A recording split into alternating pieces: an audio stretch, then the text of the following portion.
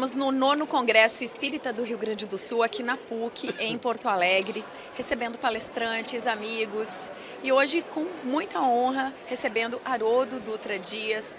Para quem não conhece o Haroldo, ele é juiz, trabalha em Minas Gerais, ele é tradutor, escritor, é um dos fundadores do Instituto Ser. Também tem esse diálogo interreligioso, bastante atuante, e é um dos palestrantes aqui do nosso congresso falando, então, na relação com os espíritos, conviver com os espíritos. Muito obrigada. Roberta, eu que agradeço. Tê-lo aqui, Haroldo, conosco. Bom, como é que se faz essa relação? Em primeiro lugar, somos todos espíritos, né? Então, Exatamente, estamos convivendo sempre conosco, enquanto espíritos encarnados e desencarnados. Mas essa convivência com os espíritos que não estão na Terra nesse momento, né? Quais são os riscos? Quais são os caminhos? O que a gente pode ajudar as pessoas nessa relação? Pois é, essa é a parte interessante da codificação, porque Kardec teve um cuidado de incrementar o nosso discernimento. Porque na crença popular, as pessoas imaginam que pelo fato de ser espírito, é alguém que tem mais conhecimentos, mais sabedoria, maiores condições de nos orientar, maiores condições de apontar o que é melhor, o melhor caminho, e não é assim, né? Há uma escala espírita e você, ao entrar em contato com o espírito, pode estar conversando ou se aconselhando com alguém que é muito mais ignorante, muito mais repleto de preconceitos do que você mesmo. Então, a escala espírita, ela nos ajuda a colocar esse diálogo, essa convivência em perspectiva. Então, ao saber que eu estou em contato com um espírito que é mais enfermo, mais ignorante, mais cheio de maldade do que eu tenho uma noção exata do que eu posso esperar daquela convivência. Isso é extraordinário. Mas existem também diferentes tipos de espíritas, né? E você abordou isso durante a palestra. Isso. Quer dizer, diferentes tipos de espíritos, né? Como você fala, às vezes mais ignorantes, às vezes menos evoluídos, não apenas porque desencarnaram são mais sábios. E existe às vezes, esse engano, né, das pessoas. Desencarnou, sabe mais do que eu. Exatamente. Né? A pessoa desencarna com o nível que ela tinha aqui, né? E ela desencarna exatamente como ela era, né? Com os mesmos anseios, com os mesmos hábitos, né? Com as mesmas preferências, e ela vai manter isso no mundo espiritual, não tem jeito. Agora, por outro lado, o encarnado que entra em contato, basta a gente olhar para o mundo para perceber que tem gente de todo tipo. Então, não podemos esperar que uma criatura embrutecida, completamente materializada, completamente alheia das questões espirituais, da sua origem espiritual, vá ter um contato com o mundo dos espíritos maduro, reflexivo, porque não vai, não vai.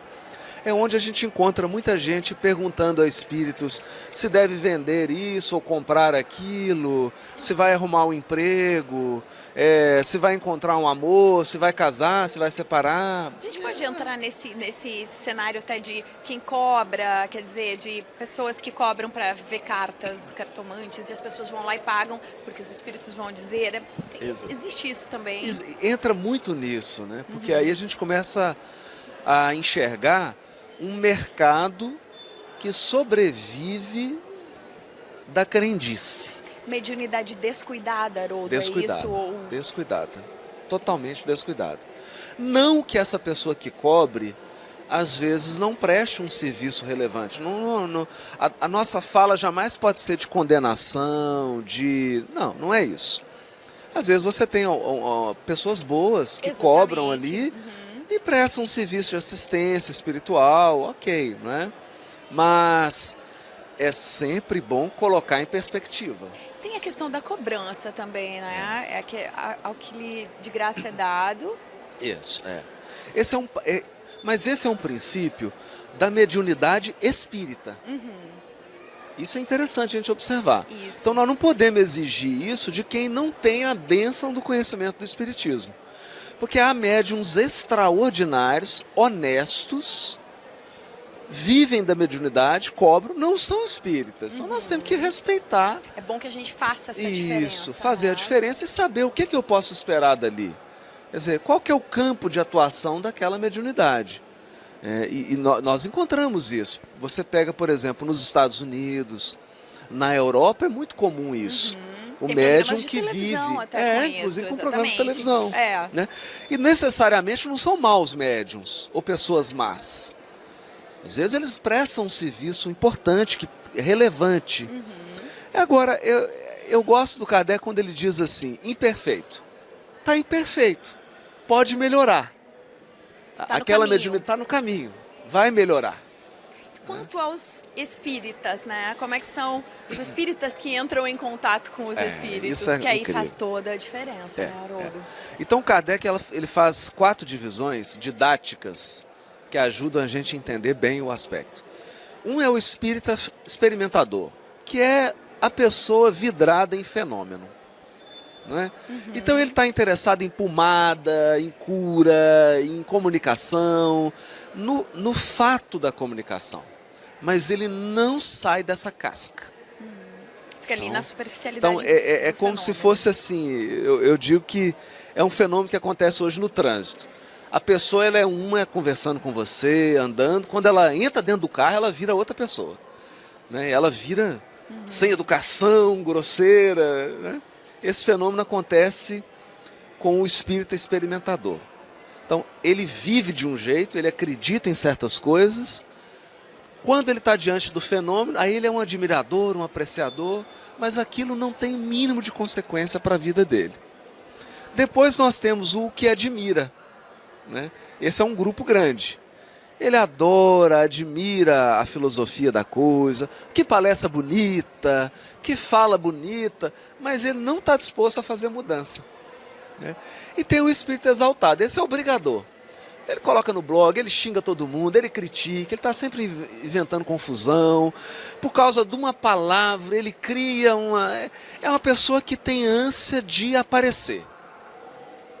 Não é? Ele quer se destacar. E como no mundo de hoje o destaque é maior quando você é polêmico, então o exaltado é o polemista. Ele está sempre procurando alguma guerra santa para ele poder entrar. Né? E tem o espírita cristão. Esse é aquele que é engraçado, porque ele sabe aproveitar um pouco de tudo. Então, se ele vai no médium de cura, ele sabe aproveitar. Ele sabe lá usufruir a mediunidade de cura, ele sabe olhar o fenômeno, mas ele entendeu que aquilo tem que trazer algum resultado para a convivência dele. Tem que melhorar as relações. Justamente sobre isso, sobre as relações, a espiritualidade nas relações, a gente vai conversar daqui a pouquinho, no próximo bloco, com Haroldo Dutra Dias. A gente já volta.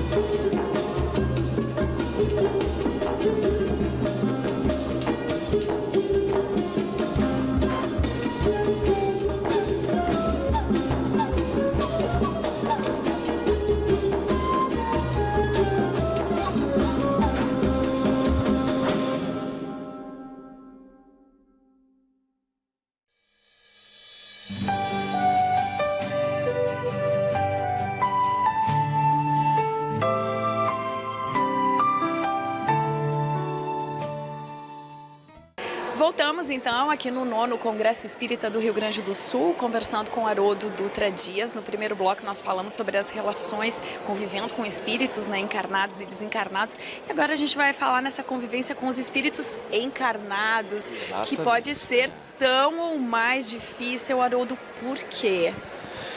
Bom, a primeira coisa que a gente precisa compreender, e quem nos ajuda nisso é Emmanuel, no prefácio do livro Nosso Lar.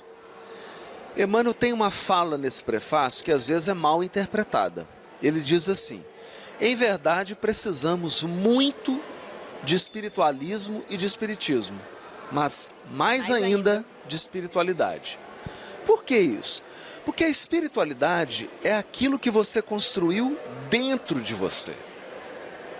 Dentro.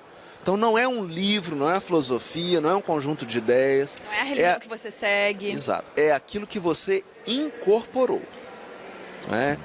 E aí o que é curioso nisso? Que nem sempre o bom ritualista é um bom religioso. Né? Uma pessoa segue todos os preceitos da religião, ele vai em todos os cultos, ele segue tudo, mas ele entra dentro de casa, ele é outra pessoa, no ambiente de trabalho dele, nas redes sociais, que é hoje um lugar que a gente conhece as pessoas, né? A espiritualidade é um modo de viver, é um estilo de vida, é como você vive.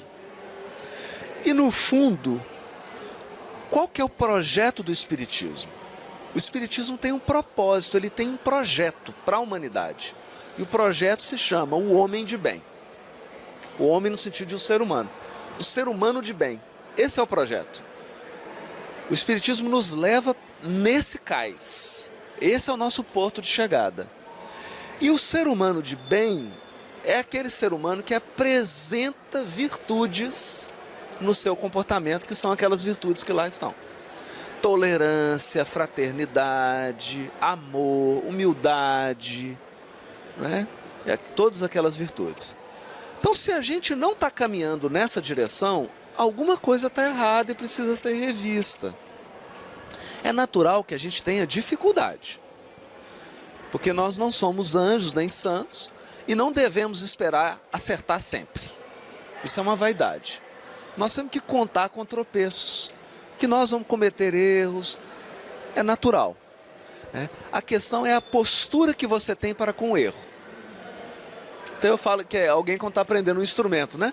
Está tocando piano ou aprendendo violão, você sabe que vai errar. E você pega uma peça difícil, não tem como, você vai errar. Mas a maneira como você lida com o erro é que é o segredo. Eu erro, mas eu vou treinar para acertar. Eu não me contento com o erro, eu não me acomodo com o erro. Né? Então, espiritualidade nas relações é assim. Qual que é o seu tom de voz para conversar com as pessoas? Não é? Quais são as palavras que você usa para abordar os assuntos? Né? Qual que é a sua postura energética, emocional para lidar com alguém? Isso é espiritualidade. Né? Então a gente vê, por exemplo, muito espírita no Facebook, principalmente quando a questão é política, assumindo posturas que são incompatíveis com uma semana de espiritismo. Você comentou na palestra que uma das grandes dificuldades das relações, principalmente no Brasil nesse momento, são as diferenças políticas. Exato, justamente que estão levando a brigas de casal, muitas vezes, exato, né? Separações. Ou briga no trabalho, porque a política, os partidos virou religião, né? A pessoa, ela defende um errado desde que seja do partido dela. Quer dizer, uma coisa virou um fanatismo. Né? O momento é de calar em muitas situações. A espiritualidade nas relações também tem essa questão. Às vezes, a tolerância é o silêncio. Não, Roberta, e aí você tocou numa questão que é muito interessante. Nós temos é cultural isso. O mal, ele é muito hollywoodiano. Entendeu? Então, o mal, ele não se contenta em fazer o mal. Tem que ter um foguete antes, tem que ter um tapete vermelho. O lançamento do mal. Tem que ter um lançamento assim, porque o bem não. O bem não tem isso. O bem vai lá e faz o bem. Então cria-se uma crença de que espiritualidade é você ser bobinho, é você não se posicionar, é você ser bonzinho. Não, não. A pessoa que tem espiritualidade, ela não é bonzinha, boazinha. Ela é bondosa, diferente. Porque o boazinho, o bonzinho, né? É aquele que aceita tudo, inclusive o mal, inclusive o crime. Às vezes sendo conivente. Não. A pessoa bondosa, ela se posiciona com a energia necessária para paralisar o mal. Nem mais nem menos. É como um pai que ama o filho e diz não. Não. Chega. Não é? Então, o policial bondoso é aquele que põe a gema e aponta a arma. Porque ele vai fazer o quê? Chega uma quadrilha armada. Ele vai chegar, meu pessoal, vamos fazer prece. Não é? Então, o que é o policial bondoso? É aquele que atua na justa medida da energia. Ele não exagera. Ele não descamba para a violência. Ele não descamba para a covardia. Então, ele usa dos meios necessários. E isso é interessante. Muito interessante. Porque nas nossas relações sociais, tem vezes que você vai ter que se posicionar. Porque tem pessoas que não têm noção. Tem pessoas que são maliciosas. Tem pessoas que são mal intencionadas. Então você vai ter que colocar seu limite, mas sem se desequilibrar. Entende? É sem excesso. Você simplesmente... O Emmanuel tem uma frase que é linda. Ele diz assim: o nosso não precisa vir carregado de fel. E o nosso sim não precisa vir carregado de mel. Você pode dizer o sim e o não com equilíbrio. Olha, gente, isso aí eu não concordo porque isso está errado. Essa proposta ela não é ética. Eu acho que nós devemos repensar um outro caminho. Então, essa é a pessoa com espiritualidade. Porque Jesus fez isso. Não é? Então a gente vê, por exemplo, no caso da mulher adúltera, que é um caso grave, né? Que ali era uma questão penal. Então eles trazem ela para um julgamento. Nem Jesus observa. Não critica ninguém. Perguntam para ele e fala: bom, aquele que tiver sem pecado atira a primeira pedra, porque já que vocês estão julgando pessoas, eu não vim aqui julgar pessoas. Eu vim aqui avaliar posturas, não pessoas, porque eu sou médico. Não é? É curioso, imagina você ir num médico e falar: doutor, eu estou gripado, e ele começar a julgar você. Saiu na chuva. Mas você não podia? Cuidou. Que absurdo. Como é que você fica gripado? Um absurdo. Quer dizer, então o médico tem que avaliar a doença. Mas quando ele está a sós com a mulher, ele fala: eu também não te julgo, mas vai, não peques mais. Quer dizer, não aprovou. Ele não disse assim: ó, vai lá e faz de novo, você está certa. Ele posicionou, falou: olha, você precisa agora reavaliar. Olha que situação que você entrou. Repensa isso, né? É mais... Então, eu acho que a grande dificuldade que as pessoas têm com a espiritualidade é que elas acham que espiritualidade é a Alice no País das Maravilhas. Então, eu não posso estar triste. Se eu sou uma pessoa que tem espiritualidade, eu não posso acordar triste. Não. Um dia que você vai acordar triste. E você vai dizer: nossa, hoje eu estou triste. Agora, acordar triste é uma coisa, agressiva é outra. Né? Então, é essa sutileza que faz a coisa, né? Bom, falando em Jesus, o nosso mestre, é o nosso assunto do próximo bloco da nossa conversa com Haroldo Dutra Dias.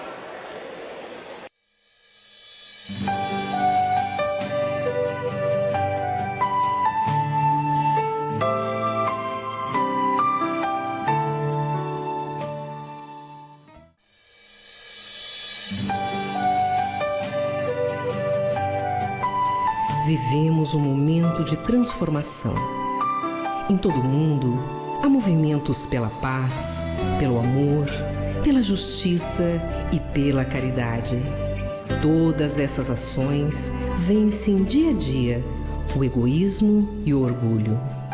Para fazer parte desta mobilização e participar ativamente da mudança que queremos ver no planeta Terra, há muitas maneiras de ajudar. Uma delas pode começar aqui. convidamos você a se tornar um amigo da Fergs. Com uma colaboração mensal, a partir de R$ 25, você terá acesso ao canal Fergs TV.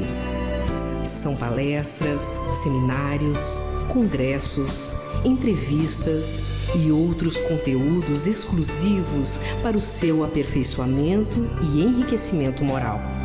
Um material para assistir onde, quando e quantas vezes quiser, unindo praticidade e economia financeira.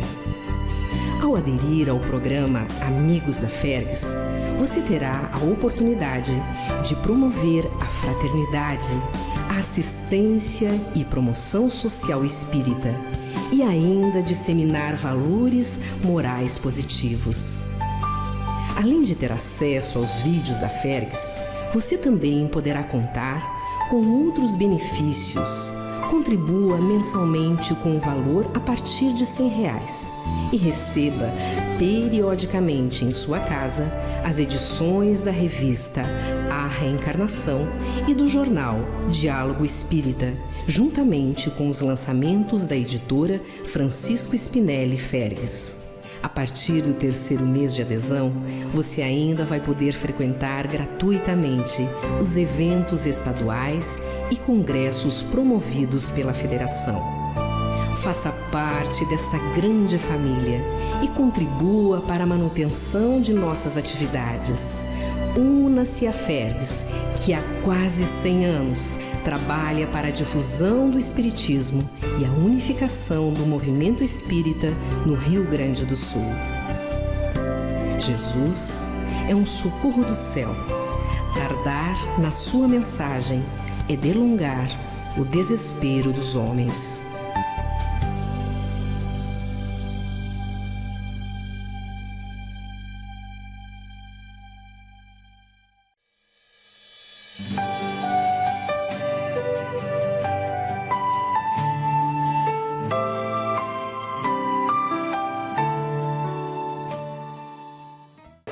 Convivendo com os Espíritos é o assunto, é o tema de Haroldo Dutra Dias aqui no 9º Congresso Espírita do Rio Grande do Sul. No primeiro bloco falamos com a convivência com os espíritos encarnados e desencarnados. No segundo bloco, as relações interpessoais, a família, os amigos, o trabalho, as redes sociais. Tema do nosso congresso, espiritualidade nas relações. No terceiro bloco, a gente não pode deixar de falar nunca sobre quem nos trouxe todos esses ensinamentos. O nosso mestre, nosso querido Jesus, que veio, que encarnou entre nós para nos trazer tudo isso. Haroldo, é uma coisa que você sempre fala, né? E eu te vi aqui recebendo muitos abraços de muita gente aqui. O pessoal tá com saudade de Jesus. Tá com saudade. Tá. A gente também, né? Sempre. Todos nós. Todos nós. Por que essa saudade, essa necessidade tão grande e cada vez mais da presença dele no nosso dia a dia? Ô, Roberta, cada vez que eu penso em Jesus, eu fico tentando encontrar aquela síntese do Einstein. Ele disse assim: você só compreende alguma coisa quando você for capaz de explicar aquilo para uma criança. Se você não for capaz de explicar aquilo para uma criança, você não entendeu ainda, né? E com Jesus é esse desafio. Eu tenho tentado esse desafio. Como é que eu explico para uma criança Jesus? Então, a gente vai tentando. Hoje, no dia de hoje, eu cheguei numa síntese que é a que eu dou conta hoje.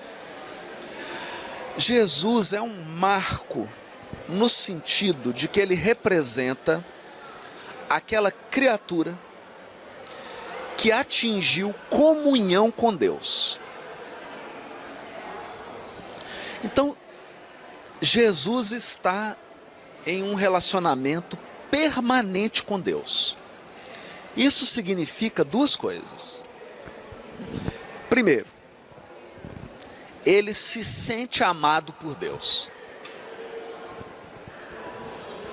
Porque grande parte dos nossos medos, carências, vem do fato da gente não se sentir amado. Ele ama, mas a gente não se sente. A gente não se sente amado. Então, sentir-se amado por Deus do jeito que você é. Deus te ama, ponto final. Ah, mas eu sou ansioso. Deus te ama. Mas eu não estou no peso ideal. Deus te ama. Então, eu sou amado.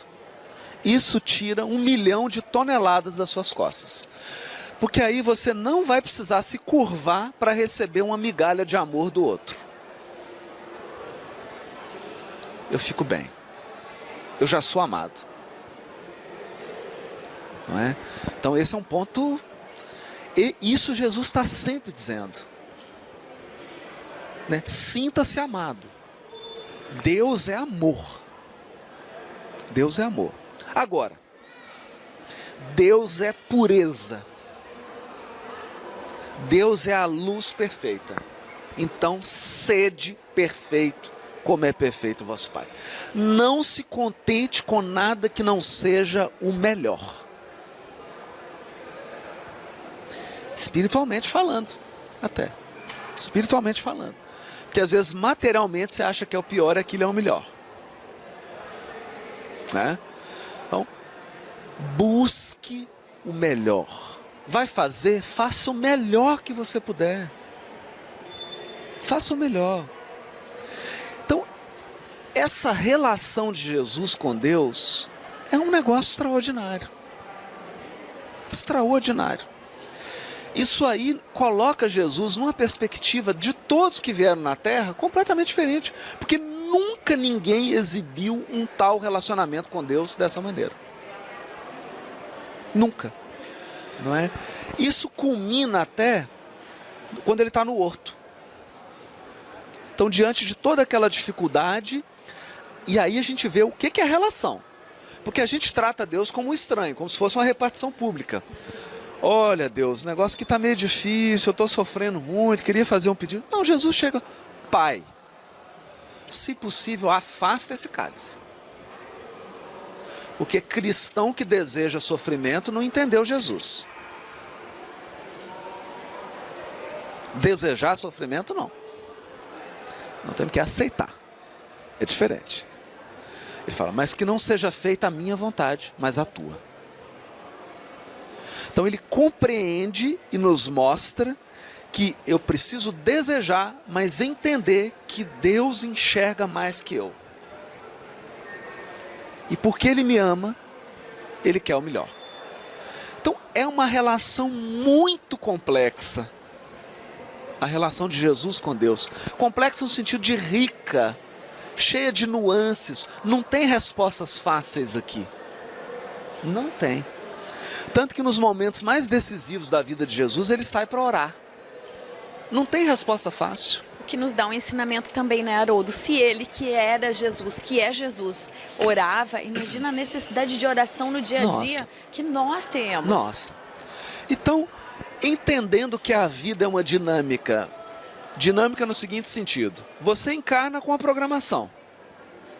Lembra, nós vamos vir junto. Aí eu desisto. E agora? Agora você tem que ouvir Deus. Porque houve uma quebra do pacto, mas Deus é suprema inteligência. Tem uma saída. E essa saída, Ele vai te inspirar. Então Jesus sempre dizia assim, eu sei qual é a vontade de Deus a meu respeito. A meu respeito, a vontade de Deus é essa. E esse é o maior desafio. Quando ele encontra com Públio, ele diz Ele isso fala também, pra né? ele isso. Ele sabe Fala que pra Públio ele. será Emmanuel, mas está na decisão Ele fala. dele, que seja naquele momento ou depois. Ele conhece o que ele deseja para cada um de nós. Às vezes as pessoas ainda têm dúvidas disso, Haroldo. Exato, exato. Então, essa relação de Jesus com Deus é uma coisa extraordinária. E aí vem outro ponto. Em função dessa base de amor, como Jesus está em permanente conexão com a fonte do amor, nas relações com o outro, ele é amor. Porque ele sabe que existe uma lei de responsabilização.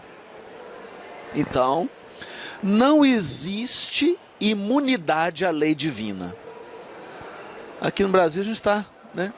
Existem algumas imunidades, pessoas que se acham acima da lei e inatingíveis pela lei.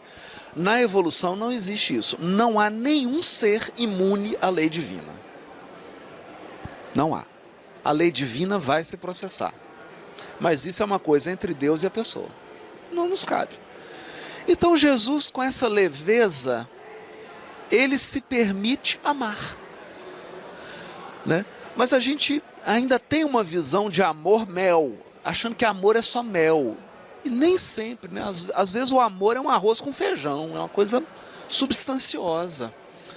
Não é? Às vezes o amor é aquela força, a pessoa te chega e fala assim, Roberta, levanta a cabeça, vai. Você fala, nossa. Né? O amor é isso. Né? Então, por conta dessas duas características, eu digo que Jesus é a maior montanha no caminho da humanidade. Não tem como a gente desviar dele. Uma hora nós vamos ter que dar de frente com ele. Ele é o maior obstáculo que Deus colocou aos seres humanos da Terra. Nós vamos ter que escalar essa montanha. Ele é um desafio. É um permanente desafio para nós. Não é? Um desafio de encontrar esse amor maduro. Esse amor que é poder. Não um amor que é submissão, que é fraqueza. Um amor que é poder. Uma ternura que é mais forte que a espada. Olha só. Porque a gente confia demais na arma, na espada. Só que o amor é muito mais poderoso. A ternura é muito mais poderosa, né? Então, isso aqui é Jesus. Então, por mais que a gente vá para cá, vá para lá, vá para cá, não tem jeito. Chega uma hora que a vida te coloca numa circunstância que você está sozinho, você tem que se voltar para Deus, que é a sua relação principal. É o único ser que está 100% presente. É só Deus. É só Deus. Ele nunca está ausente. Não é? Então, esse Jesus é um Jesus que traz alegria, que traz força, mas é uma alegria diferente. Né? É uma alegria da firmeza, da certeza de que os obstáculos serão transpostos. Nós vamos sair arrebentados do lado de lá, mas vai ser transposto. Isso é muito interessante. Né? Haroldo, muito obrigada. Obrigada pela entrevista, obrigada por estar aqui com a gente em Porto Alegre, no 9º Congresso Espírita do Rio Grande do Sul. Terminamos o assunto, mas teríamos assunto para muito mais conversar, tempo. Né? Mas por hoje ficamos assim. Muito obrigada para você também que está nos acompanhando.